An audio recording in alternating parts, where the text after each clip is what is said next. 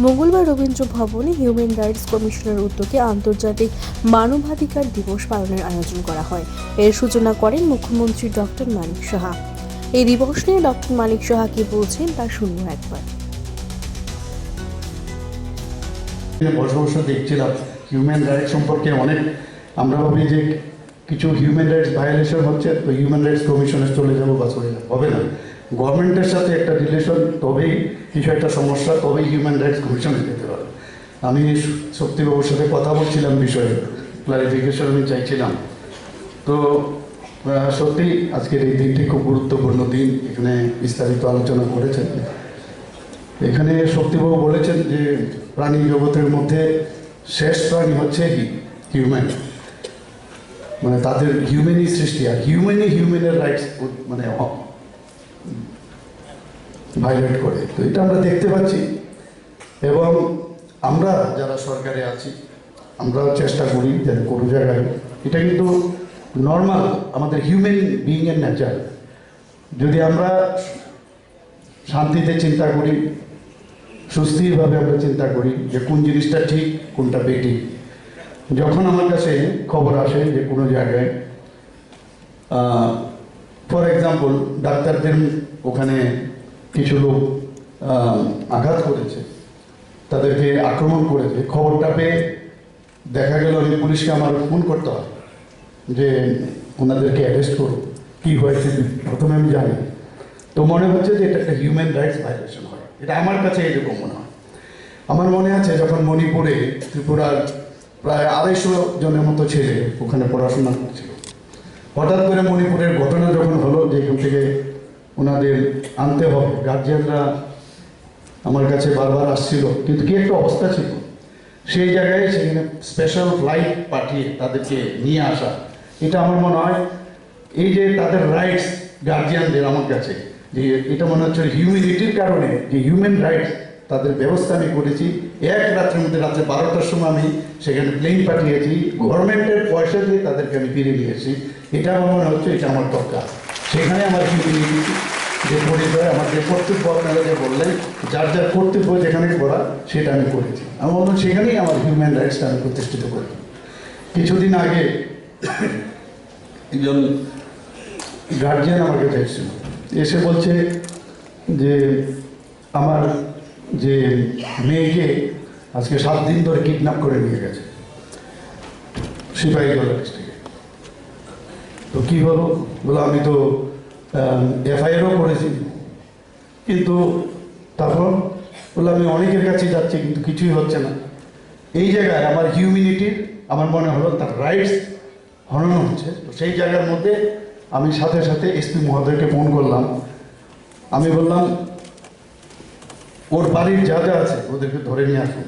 আমি ওনাকে একটু টেকনিক্যাল কিছু মানে আমার অভিজ্ঞতা, পূর্ব অভিজ্ঞতার থেকে বললাম ওনাদেরকে নিয়ে আসুন। পরের দিনই উইদিন 24 আওয়ার্সের মধ্যে মেয়েও ফিরে এসছে।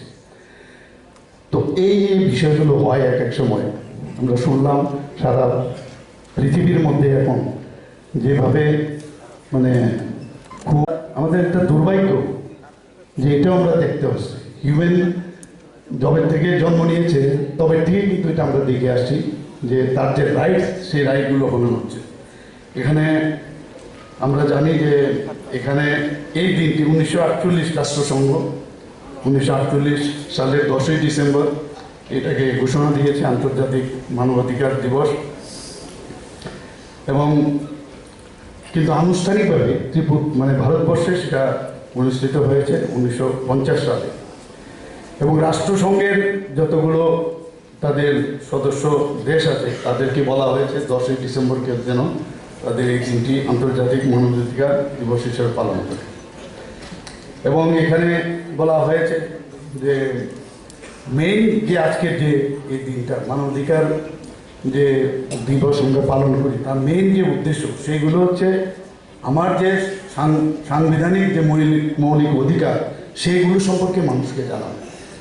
অনেকে আমরা জানি না, কিন্তু এখানে বিস্তারিত আলোচনা হয়েছে সাম্যের অধিকার, শোষণের বিরুদ্ধে অধিকার, ধর্মীয় স্বাধীনতার অধিকার, সংস্কৃতি ও শিক্ষার অধিকার সেটাও আছে, এবং সাংবিধানিক উপায়ে তার প্রতিকারের অধিকার মানে সেই অধিকার আমাদের এই আইনিতেও সেই রক্ষা কবচ কিন্তু আমাদের মধ্যে আছে। আমাদের ফান্ডামেন্টাল রাইটসের মধ্যে আমাদের সেগুলো অলরেডি বর্ণনা করা হয়েছে।